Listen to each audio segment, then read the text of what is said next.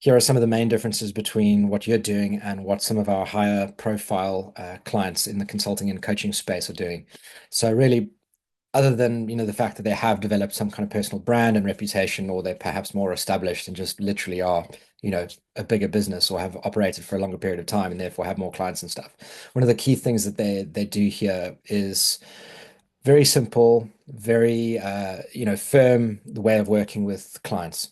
So when a client says, "Hey, could you do the speaking gig?" or "Hey, could you do a workshop or a webinar? Or would you mind attending on my podcast? Or could you please give me a quote for this?" Or just saying like, "Hey, how do you work?" Our clients will say, "We do this, this, and that. This is what you're going to get. These are the results you can expect.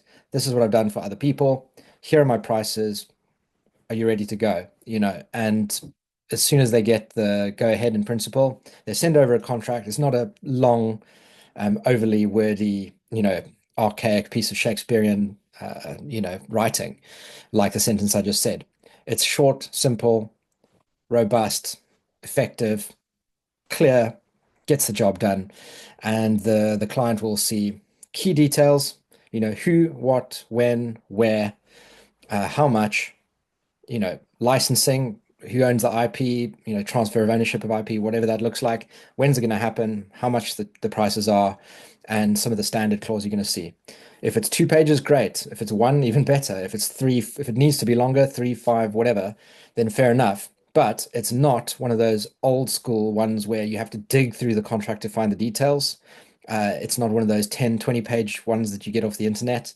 It's not one of those cheap ones that you buy off a template site for 10 quid. And it's even not one that you will get from one of those, more established online template providers and things like that.